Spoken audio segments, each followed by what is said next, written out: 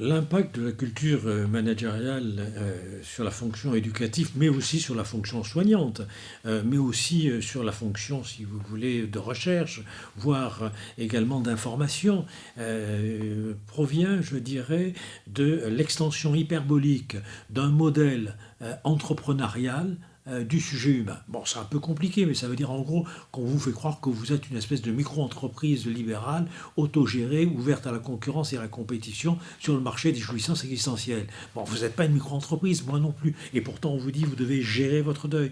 On considère que vous devez gérer votre émotion. C'est-à-dire qu'il y a toute une novlangue, vous voyez, qui constitue, je dirais, le symptôme même d'une colonisation des esprits par les marchés financiers. Le problème, c'est pas qu'il y ait du capitalisme, ou qu'il y ait une économie de marché, ou qu'il y ait de l'argent, c'est pas ça. Le problème, c'est qu'à l'heure actuelle, le néolibéralisme constitue l'extension, si vous voulez, de ce modèle financier à l'ensemble des problèmes humains, que ces problèmes soient psychologiques, qu'ils soient sociaux, qu'ils soient moraux ou qu'ils soient politiques. Du coup, d'ailleurs, vous n'avez plus de politique. Vous avez aujourd'hui des fondés de pouvoir des marchés financiers qui administrent techniquement et de manière gestionnaire les populations. Mais il n'y a plus de pensée politique, il n'y a plus de choix politique, il n'y a plus de décision politique, il n'y a plus qu'une espèce de suivisme, si vous voulez, d'un personnel politique mis sous curatelle technico-financière et qui effectivement, du coup, amène à ce que les services publics, par exemple, chargés des missions d'éducation, chargés des missions d'enseignement, de recherche, d'information, de soins, se transforment eux-mêmes selon ce modèle, si vous voulez, de la finance. Et on aboutit à des choses complètement aberrantes, c'est-à-dire que l'acte de soin ne va pas valoir, eu égard à la finalité qui est la sienne de soigner le malade, mais en fonction d'une tarification à l'activité déterminant, si vous voulez, un quota d'argent que l'acte fait rentrer sur un pôle médico-chirurgical.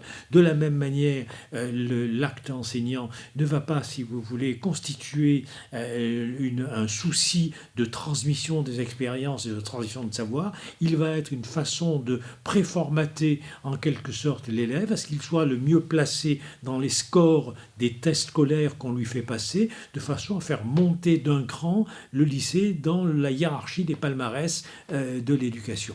Donc on a à tous les niveaux, le journalisme ne va plus être aujourd'hui le souci d'une excellente émission télévisée ou radiophonique ou bien d'un article, mais il va être en quelque sorte ce qui peut appâter comme un spectacle des consommateurs d'informations et faire monter une logique d'audimat.